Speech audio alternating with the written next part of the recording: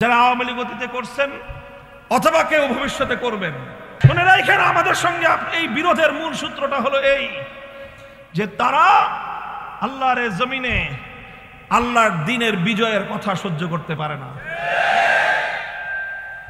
তারা বলতে বলতে এই পর্যায় পর্যন্ত বলে ফেলে যে ধর্ম থাকবে ধর্মের জায়গায়, রাজনীতি থাকবে রাজনীতির জায়গায়। এই সমস্ত কথা বলতে বলতে এই আওয়ামী লীগ বাংলাদেশের রাজনীতিতে সবচেয়ে বেশি ইসলাম শূন্য করার চেষ্টা করেছে। কয় যে আমরা তো কওমি মাদ্রাসার সনদের স্বীকৃতি দিছি, আমরা তো এই যে অমুক জায়গায় মসজিদ করে দিছি 600 মসজিদ। 600 মসজিদ না 6000 মসজিদ তুমি করে দিতে পারো, কিন্তু তোমার মূল জায়গাটা যেটা যে তুমি ইসলামকে রাষ্ট্রীয় পর্যায়ে ইসলামের যে বিজয়ের গৌরবের যে জায়গাটা সেটা তুমি মানো না। এটাই হলো তোমার সঙ্গে আমার সংঘাত, এটাই হলো তোমাদের সঙ্গে আমাদের লড়াই। তুমি রাজনীতি করতে চাও ধর্মহীন রাজনীতি, আমি ইসলাম মানি, আমার ইসলাম তোমার কাছ থেকে শিখতে হবে না, আমার ইসলাম আমি কোরআন সুন্নাহ থেকে শিখব।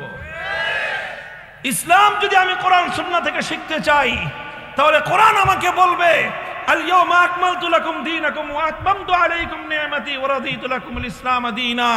ইসলাম এমন একটা আদর্শ, এই আদর্শ একজন ব্যক্তিকে যেমন নিয়ন্ত্রণ করে, একটা ব্যক্তির পরিবারকেও তেমন নিয়ন্ত্রণ করে, একটা পরিবারকে যেমন নিয়ন্ত্রণ করে ইসলাম একটা সমাজকেও নিয়ন্ত্রণ করে, একটা সমাজকে যেমন ইসলাম নিয়ন্ত্রণ করে। ইসলাম যেখানে থাকবে রাষ্ট্র এবং রাজনীতি ইসলামের বাইরে চলতে পারে না। তোমার রাজনীতির সঙ্গে যখন তোমার ইসলামের সংঘাত বাঁধে তখন তুমি রাজনীতিকে প্রাধান্য দাও আর ইসলামকে তুমি মাইনাস করো।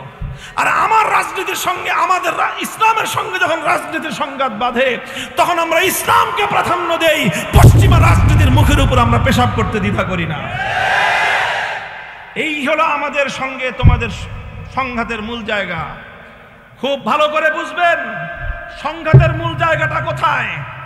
হাজার কওমি মাদ্রাসার সনদের তুমি স্বীকৃতি দাও, সেই স্বীকৃতির প্রশ্ন ভিন্ন।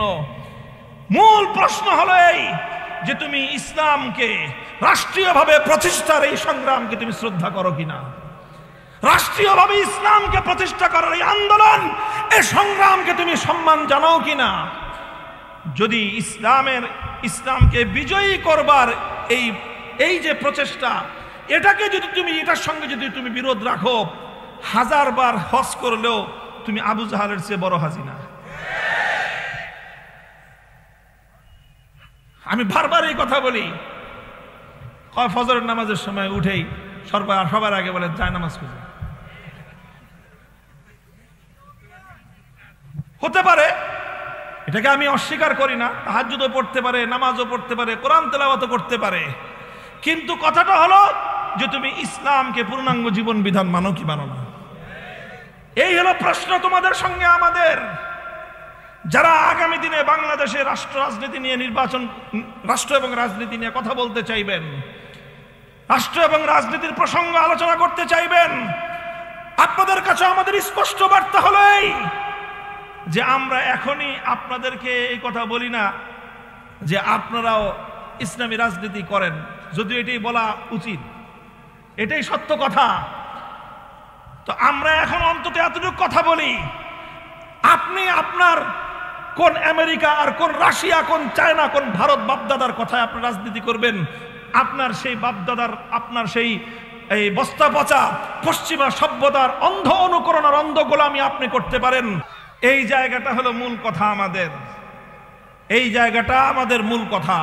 এটা খুব ভালো করে মনে রাখবেন, অন্য কোনো পেশাল এইসব জায়গায় উঠাবেন না। যখনই আমরা ঈমান এবং কুফরির আলোচনা করি তখন কে কয় রাকাত তাহাজ্জুদ করছে এই কথা বলবেন না, কে কয়বার হজ করছে সেই কথা আনবেন না।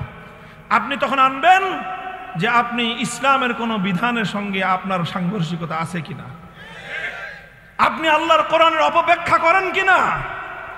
পূর্ণ আওয়ামী লীগের দলটা লাকুম দীনুকুম ওয়ালিয়া দীন আল্লাহর কোরআনের এই আয়াতের এমন অপব্যাখ্যা করে যে অপব্যাখ্যাকে বিশ্বাস করলে একজন মানুষ বেঈমান হয়ে যায়। আপনারা এগুলো করবেন না। বলতে পারলে ভালো কথা বলবেন, নাহলে চুপ থাকবেন। আল্লাহর কোরআনকে নিয়ে অপব্যাখ্যা দেওয়ার কোনো অবকাশ, কোনো অধিকার আপনাদের নাই। আর এই আওয়ামী লীগের দেখা দেখি মাঝে মাঝে বিএনপি এই সমস্ত অপকর্ম করে। খুব হুঁশিয়ার।